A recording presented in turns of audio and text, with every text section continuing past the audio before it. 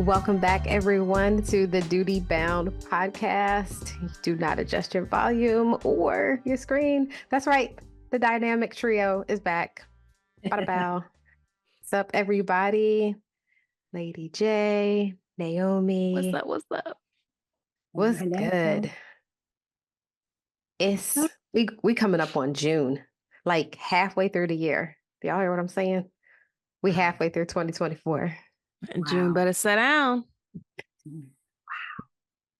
That is crazy. June got to come in here and act like it got some sense. Mind you, June, and it still don't feel like summer. I don't know what it feel like. Where y'all at? We got the storms coming. We've had storms, like real bad storms. And then it got cold. I don't know. This weather is doing something. What you got, Naomi? Hot. Really? Yeah. I'm coming to visit. Yep. At 80% of the humidity. Give it about another couple of weeks and we'll be at 100% humidity. She's like, look. Do you see the She's already over it. Do you see the shine on my head? That is not sweat. That is oil when I get hot. Yes. Yeah, it's gonna be where the AC is gonna be running 24/7. Listen, you hear Carlton say he turned on his ceiling fan. I got on my sundress. The topic. Okay, sundress season. Yes. My favorite color. I had to be sun's out, guns out. Hey, that's what I'm talking about. Yes. Yes. So I put on there that we're gonna start calling this segment the check-in segment, the celebrations or the setbacks. Ooh, what she got? Are we celebrating? Do we got some setbacks? I got some good stuff. My daughter finished her first year of college. Congratulations! Thank you. We got through it. That's why I tell us we.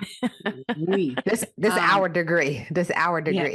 Yeah. But she did pretty good for the first year. Got some A's and B's.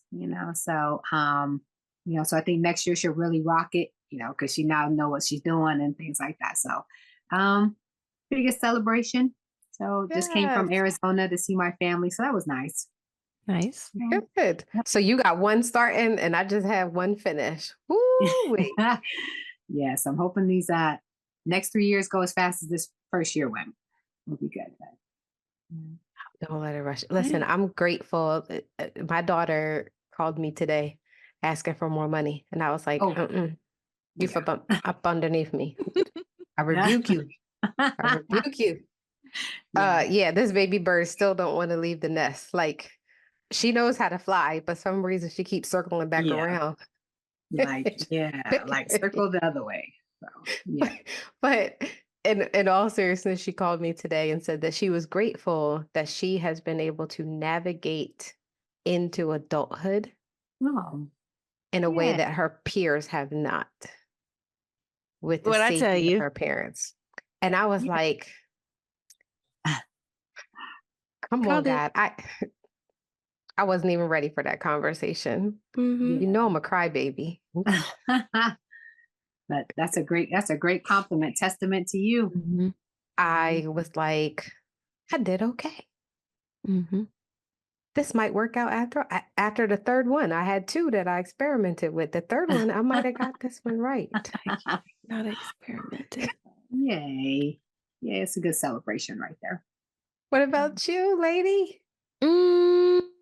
So I do have exciting news. I just can't reveal it right now. Oh, can we celebrate one more thing for me?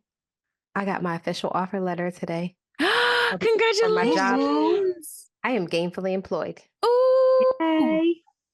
Rex on woo. We need what we really need that DJ button. Look, don't let me get a hold of one. Oh, yay. I am gainfully employed. Not that entrepreneurship, and don't get me wrong, Act to End and Glass Soldier aren't going anywhere, but your girl needs a check. And And I realized that stability is something I need Yeah. in my late You know. 40s. I am not a kept woman. I have never been a kept woman, but we might talk about that another episode about being kept women. Ain't nothing wrong with it, but I ain't No, one of them. I feel that. I need my own coins. Yes. Mhm. Yeah. I need my own little bubblegum money. Exactly. Exactly.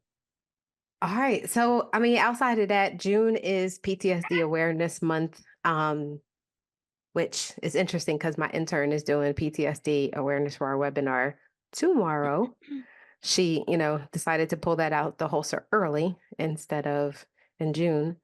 But I want to talk about some things when it comes to PTSD because that's why we're here, right? Mhm. So important. So, interestingly enough, the NBA, M as in military, Basketball Association is coming to Philly this Mm. weekend. Okay. And so their premise behind what they do is to help veterans that have suicidal ideations or have been dealing with suicide. And since they started this basketball association, they have not had a single veteran complete suicide. Wow. So I am excited that I get to go, but then I also get an opportunity. And I just found out that somebody I served with just got voted in the Hall of Fame for the NBA. Congratulations. I was Yeah. like shocked. I opened up my Facebook and was like, what you mean? I was like, Andrea, I had no idea that she was even playing basketball or she was even a part Yeah. of this. Do you guys remember the second shooting that happened at Fort Hood? Yes. Oh, yeah. Yes. The guy in the formation shot up a lot of his battles. My Yes. friend Andrea's husband was in that formation.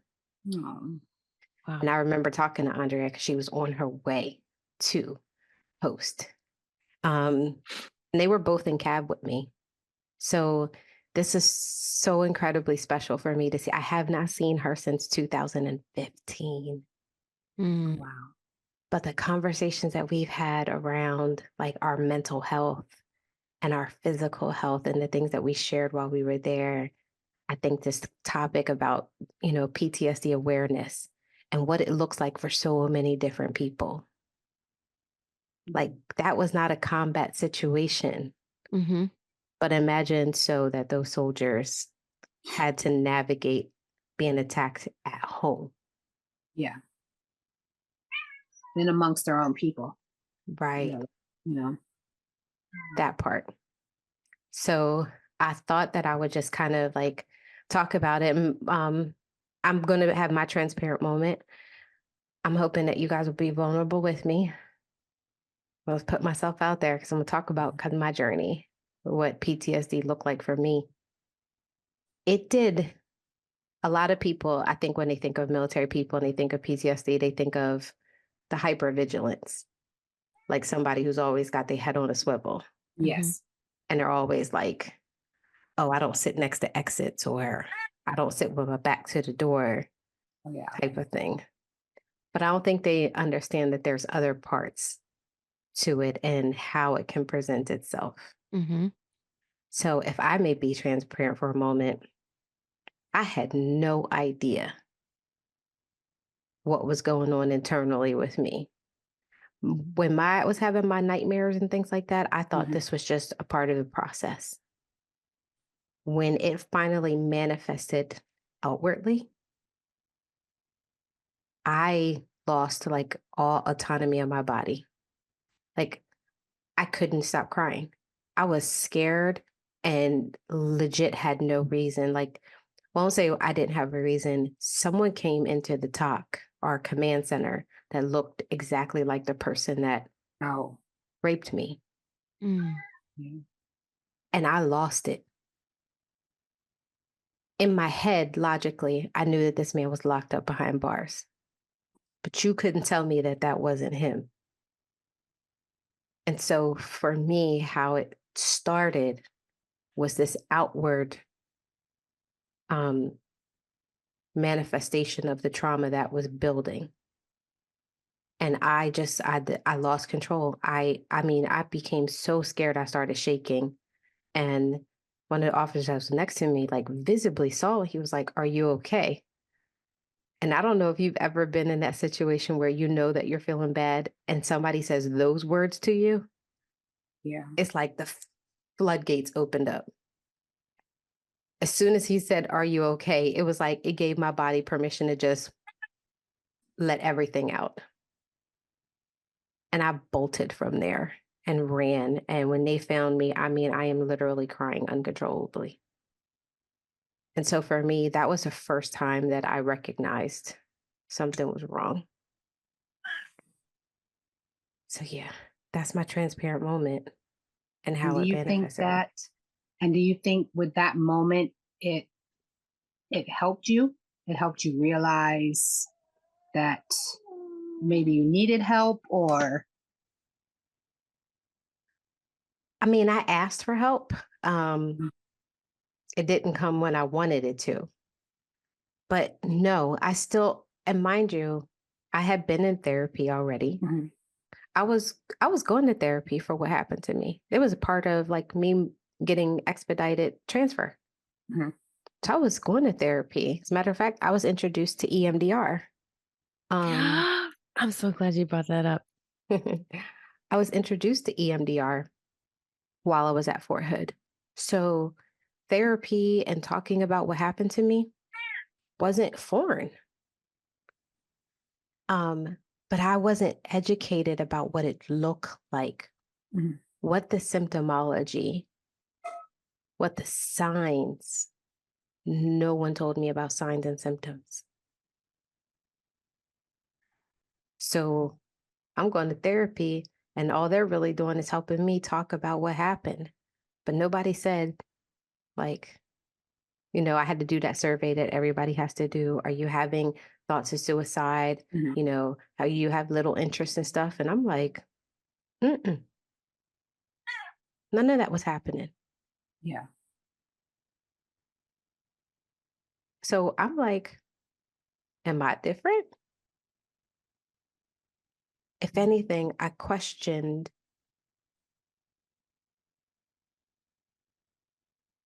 guess I questioned my resilience, Mhm. thinking something's wrong with me.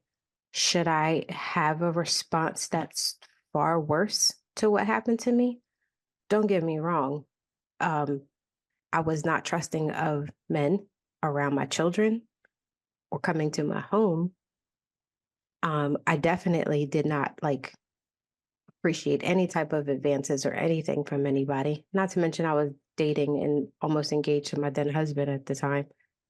But there wasn't this hypervigilance. There were no panic attacks yet.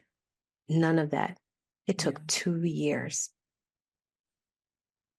2 years before I even had my first sign and symptom. And that But like happened you after said, trial. Go ahead. I'm sorry. Like I said, everybody is different, in their vigilance and their resilience. Not everybody's response is normal, and everybody's journey is, I think, is different when it comes to that, you know. Um, but mm, mm, So we're sitting there talking about signs and symptoms, right? So I wanted to like highlight for our audience. I wanted to talk about from the clinical perspective, because when you said not everybody's responses, you're right. Not everybody's response is like textbook. And by the way, this is just kind of like the clinical perspective, right? So reoccurring upsetting memories, angry outburst, substance abuse, distancing themselves from their loved ones, basically isolation, lack of interest in favorite things, avoidance of potential triggers, meaning they don't go to certain places. I've been there. Violent behavior or destruction of property. Um, and did I say? Okay, I did say that one already. So those are just kind of like textbook clinical perspectives of what PTSD looks like. And I'm glad that you said that it doesn't present everything to everybody, because for me, lack of interest in favorite activities, again, that wasn't me. I very much was still in a mindset of helping everyone. And that's why I said I questioned my resilience, and people still do. I can't tell you how many times people have come up to me after speaking engagements and go, "Why do you want to help the military?" Mm. And I'm like, you think I'm helping the military, or am I helping people in the military? It's not a DOD thing for me. Yeah. It's not a helping the DOD. Yeah. These are human beings that wear this uniform. So I just wanted to put that out there. But y'all, Lady J, you got quiet on me. I did. Full transparency, I'm actually working through things now as we speak that have happened to me years ago. Yeah. That I never dealt with because I thought I was good. When I tell you I buried that ish deep, I buried it deep. Yeah. It's interesting that you say that, because as I am back in my hometown, right? There's a lot of stuff that happened to me when I was a kid. I have people come up to me all the time and be like, "Do you remember such and such?" So thinking about you saying that you buried stuff, I buried people. I could have somebody come up to me and be like, "We went to high school together." Whole trauma response. Mm-mm. It's your brain's way of survival. Mm-hmm. I completely can look them right in the face and be like, "I have no memory attached to who you are."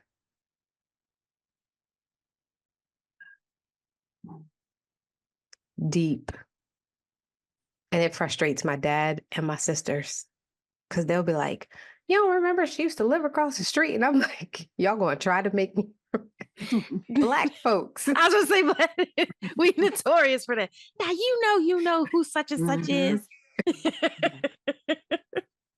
That's your third cousin. Mm-hmm. You know, from the other side of the family, third cousin, twice removed. Yeah. Twice removed. And I'm just like, what does that even mean? Lorraine's baby mama. Yeah. They had so and so. Who was your Swear up cousin? and down that I remember. My sister literally was like, "You don't remember when that old lady got murdered across the street?" And I'm just like, "No." She was like, "You don't remember?" And then your dad knocked on your dad. She said my dad because he's my father. She was like, "Hey, your dad came and knocked on the door and scared us all." And I'm like, "No." I mean details, and I'm still looking at her like, "Stop." I don't remember. No. Yeah. Memory recall. Also, let me just let our audience know, when it comes to trauma, memory recall is difficult. Mm-hmm. It's difficult. That's the one thing that starts to shut down and get affected, because our trauma response, that fight or flight, kicks in. Our body is worried about fighting or flighting. Like, all the blood leaves, goes to the places that it's supposed to go, our heart, our extremities. The brain is not recording. It's hard to recall certain things. And I'm so glad that science has now finally caught up to law and on the survivor's side. Y'all remember when our illustrious Supreme Court was being revamped and we had Brett Kavanaugh going up, and you remember the young lady that came forward. And people were like, why can't you remember all the details? Meanwhile, he pulls out his journals that he kept when he was like 7 years old. And I was like, bruh. That's But wild. that was such an important topic that came up, was memory recall, and why when bad stuff happens to us, we don't remember certain details. Mm. But I'm so grateful that science has caught up to that, to the law anyway, for survivors. But yeah, we had a good moment. Man, this kind of reminded me of Black Twitter, by the way. Have y'all seen that documentary? No. There's a whole documentary on Hulu called Black Twitter. Oh, wow. They did a whole documentary on it. Oh, boy. You have to go watch it. It is hilarious. And at the same time, it's so on point with our ability to take tragedy and turn it into a meme. Because we go and joke about some stuff, even if it's horrible. Most of the time, I don't say most of the time, most of the time, we're going to find a joke around there somewhere. But I encourage y'all to go watch the documentary on Black Twitter. All of our audience, I don't care which your race is, go watch it. It's one of those things that's like, it's a cultural moment in time. So y'all got to go watch it. Okay. So I'm ready to talk about the T and the DOD, because Let's talk about it. the war horse. Because baby, this tea is hot. Naomi, you got a chance to go overseas, right? Yes. Okay. I lived in Germany. Me too. For a hot minute. You did too? Mm-hmm. I've been there. Hadn't lived there, but I've been there. Yeah. Mm-hmm. You said yes, you've been to Germany too? Mm-hmm. Naomi? I've lived there for 3 years. Yeah. So we're all real familiar with the rumors about American soldiers in Germany. Mm. Yeah. The stereotypes and the stigma. Oh, that's just like the Navy has a bad stigma, for sailors when they come over to certain places and they haven't been out to, haven't been on shore, been out to sea for 45 days, 2 months, and yeah, they hit shore and yeah. Mm-hmm. Yeah. So this story in The War Horse is about a young man who got in trouble as a youth, was told jail or the army. Which was normally that back in the day. Yeah. And we say back in the day, but I still think that people push that narrative today. I still think they do. Maybe judges don't, but I think somehow there's a narrative to it in the family. Like, if you're not going to school and you're not going to go get a job, you can go do something. Yeah. And here we have young people that don't really want to be there, but don't have nowhere else to go. So this young man goes into the army. I'm trying to remember, Janae, if you recall, how long was he in? I think he was in for a good minute. Yes. Yeah. Because he went in the 70s, which is crazy. Yes. Yes, he did. I think he did his enlistment. The whole 20 years? No. Just his 4 years. He did. Yeah, I think he did just his 4 years. And then he was dishonorably discharged. He was discharged honorably, excuse me. He was discharged honorably. Yes. Yep. And then he was offered a federal job after that. Yep. Offered a federal job, went to go to work, and they were like, you're not a U.S. citizen. After he was told that he would get his citizenship. Basically after a year. Knew he was adopted. Mother was German. Father was U.S. soldier, which to me, I thought meant the child was a U.S. citizen. And I think normally it did, because my cousin was that way. And because my uncle was in the Air Force, she was English because she was born in England. We're English, but she was also American citizen too. yeah. And then gets deported back to Germany. Obviously, this sent him spiraling. So I remember reading the heartbreaking part about him just in and out of substance use. Yes. And in and out of trouble because of this. I want to say because of.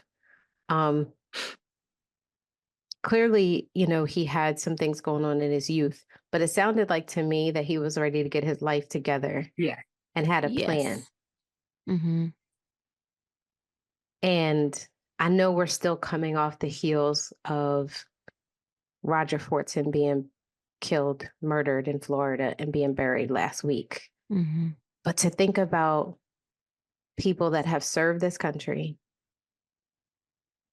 against all enemies, foreign and domestic, and then be treated with such callousness. It's like, yeah. And not just him. So just according to the report, so last year during Cinco de Mayo, as a matter of fact, it was last May, I teamed up with a good friend of mine. She runs a nonprofit for Latinas that are deported after they serve. Yeah. 2023. Oh, It's still happening.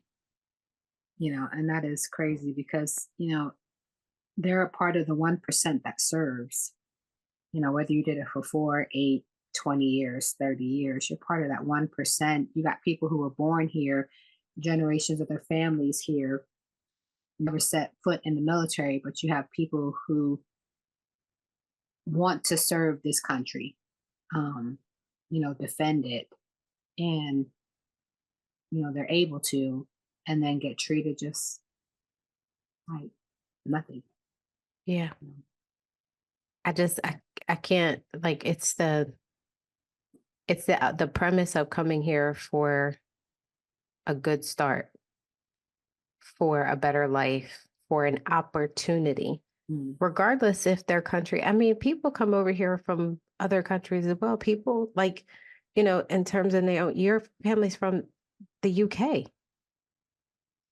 Who's going to argue that the UK is a horrible place to live? Like every country has their own hangups outside of civil wars, clearly civil wars or, a dictatorship, North Korea or some situation where like your basic human rights are violated. There are still people that come from countries where they have, a great country or a good country. People migrate here from Scandinavia or from Iceland, which I don't know why you would take me to Iceland. Yeah. Although Icelandic is a hard language. It's hard on the throat and the lips. Oh, wow. This is one of those languages where you're just like, to me, it's right up there with like Russian and like Farsi. Oh. You might as well throw feathers in the air and ask me to read them. Just try to read the feathers. But my point is that there are, some great countries that people that migrate here to, and it's still the opportunity. It's America.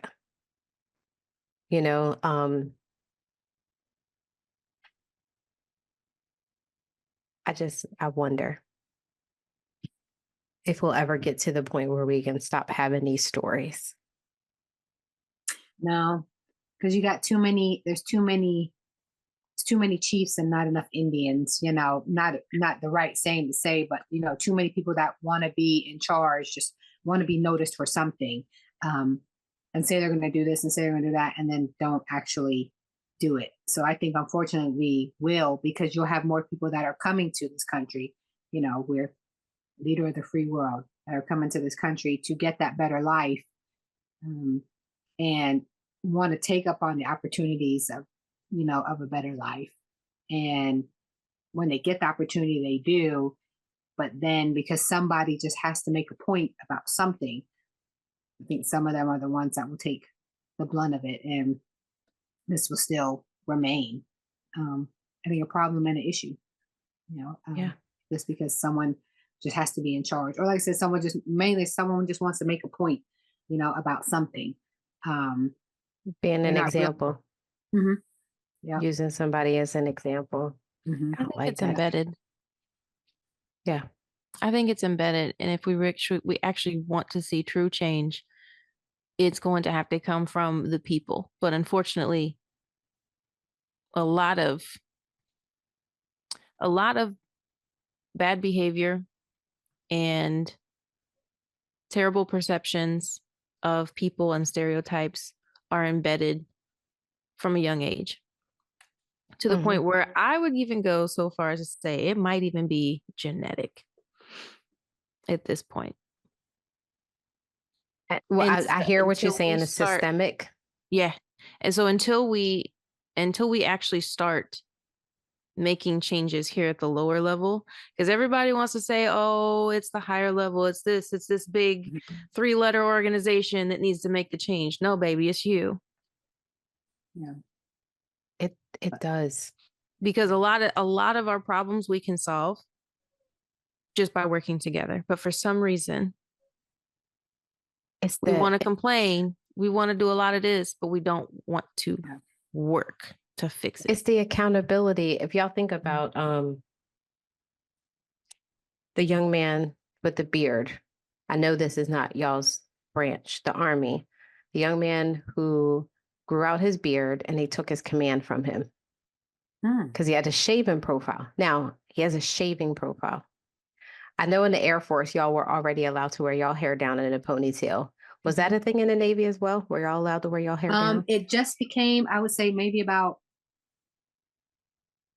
4-5 years ago, where if you're on shore duty, you can have your ponytail, but if you're on a ship and stuff, you have to have it up in a bun. Yeah, but we know what who that policy was catered toward, right? Because it was called an alopecia. Now, with that being said, we also know that the shaving profile is specifically for a certain type of people as well, Black men, because Black men typically have issues with shaving. Does this come with bias? Absolutely. Absolutely. It's built in because it targets a specific group. You have Black women whose hair was being pulled out and losing their hair from pulling it so tight, women in general. But now you have men who can't shave. Doctor says, I'm going to give them a shaving profile, let their hair grow a certain amount. They were like, oh, it can't be more than 1/8 of an inch, so forth and so on, right? But then you still have people's egos and biases that show up. And when you said it has to be at the bottom, we need to police ourselves. We do, because it's policy, it's regulation that you're not supposed to do this. Hey, genius, it's policy and law that you're not supposed to sexually assault or touch somebody. And yet, we know what our battle's doing. We know that he ain't got no business, the sergeant major ain't got no business talking to that E2. Chief ain't got no business coming in the office asking about nobody new. But we don't police ourselves. I mean, bring back embarrassment, because we used to have a wall when people got in trouble and Article 15s. And if you got one, they used to post it. Yeah. I think for a lot of people, it's, some people, one, have their head in the sand, and number two, they don't want to get involved. They don't want to be that person to stand up and be like, okay, you know what, enough is enough, or this is not right. And, they don't want to be known as the snitch.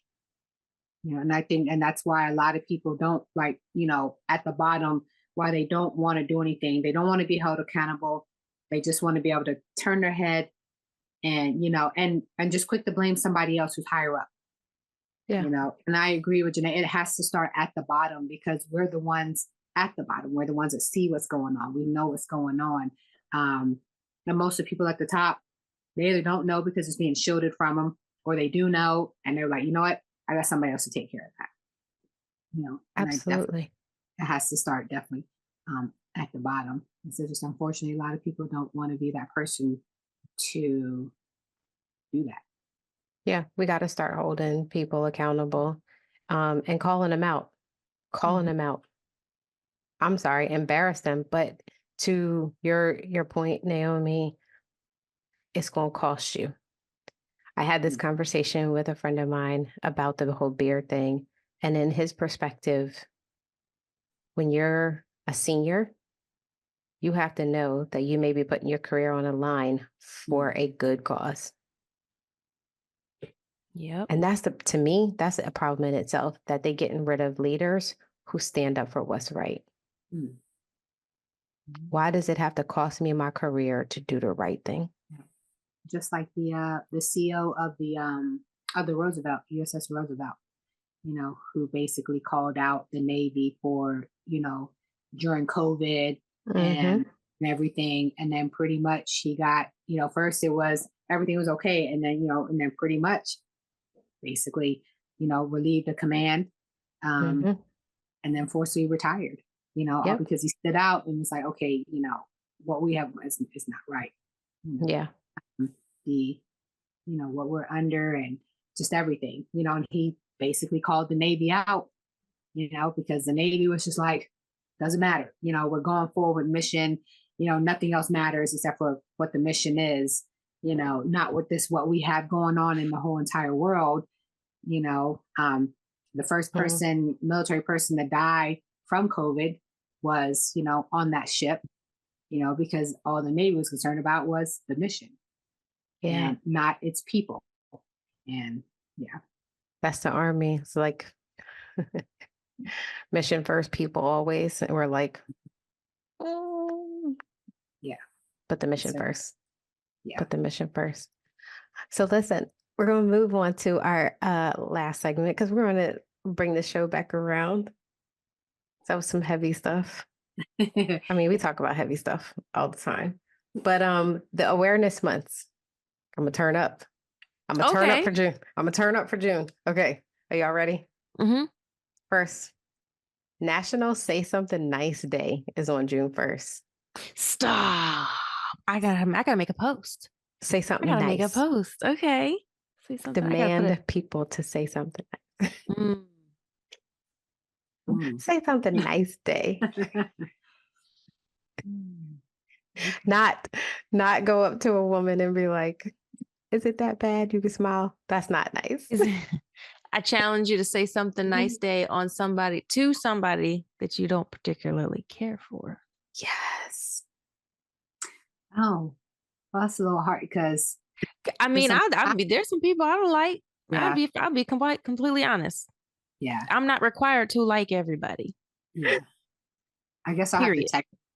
Can you text?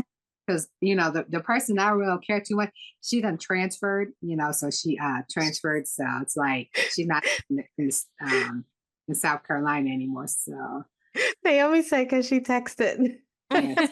I gotta love them. I don't have to like them. Yeah.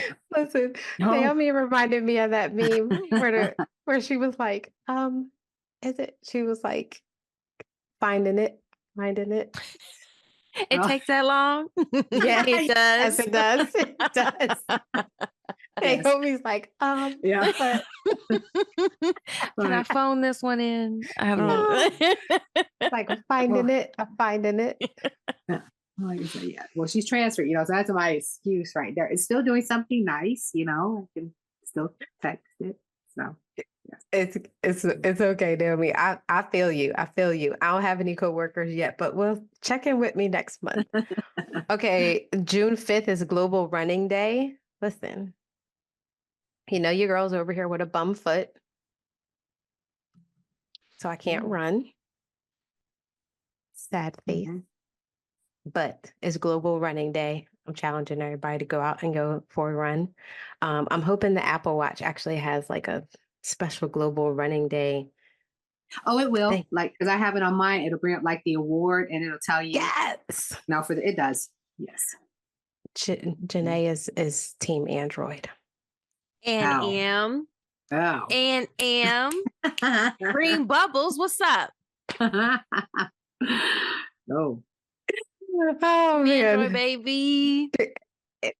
And yeah, I don't want nobody coming for me in the comments at June all. 1st, you're gonna have to say something nice to me and my Android. Oh Lord.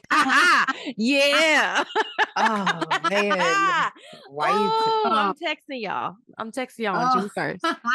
I'm gonna text you that meme. I'm gonna text you that meme. Finding it. Finding it. Yeah. Y'all can collectively come together. Oh man. All right. June 14th is the special day because it's the Army birthday. Woo woo. Turning up. I'm just kidding. Go I'm not. Queen. I really want to go to the Army birthday ball. It would be really cool. Hint, hint, if somebody would give me 2 tickets so I can take my father, because who wouldn't want a 92-year-old not to go to the Army birthday ball? I mean, just saying, somebody. There's any eligible Army bachelor would like looking for a +1. I would like to go.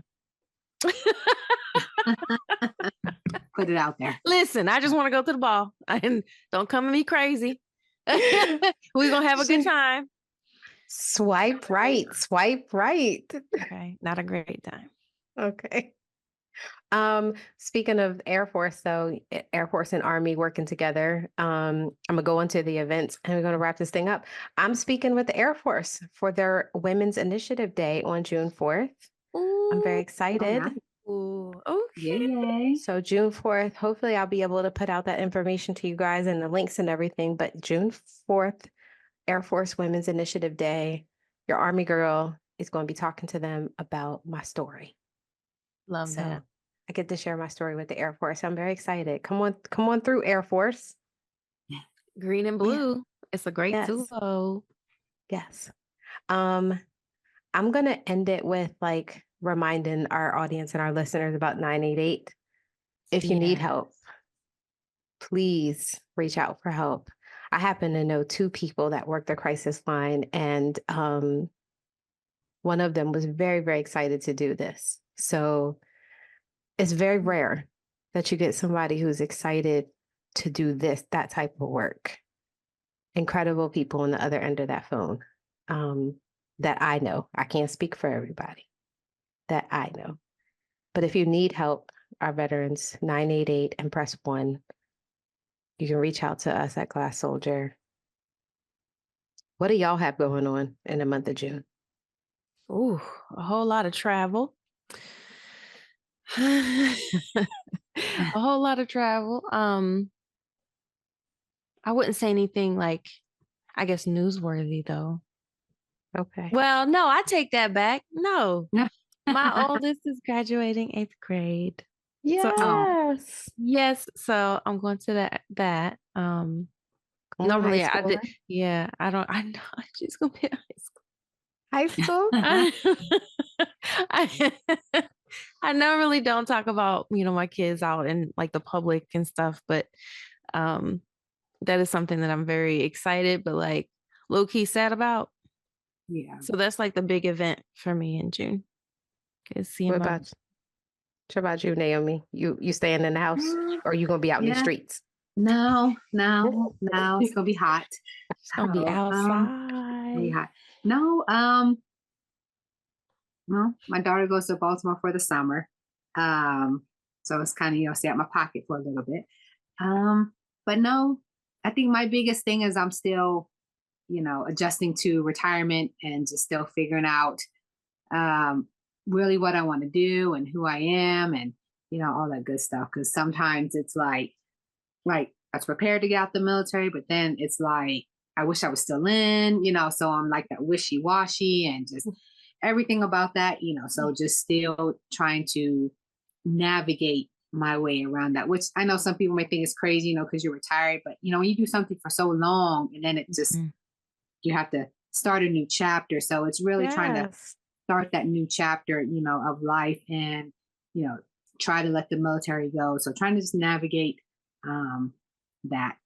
Our listeners are not going to, there are going to be so many people that are going to identify with what you're saying about taking that uniform off, especially because you wore it for so long. Absolutely. Yeah. We got you though. We got you. Yep. Yeah. Listen, your daughter going to be in Baltimore, which means she's going to be near me. You need me to hide behind she'll some bushes? No, she'll be good. She'll be with her dad. She'll be Not working. the bushes. So, yeah. Oh yeah. No. I could do auntie and be like, No. your mom. No, she'll be fine. She'll be working. That's her goal. She wants to work, So I'm like, yes. Okay. Just let me know if I need to pull up on anybody. My dog was I like, got people. who is that? Don't worry about it. I got people in Baltimore. No. Listen, I have fun. I cannot wait to come back mid-June.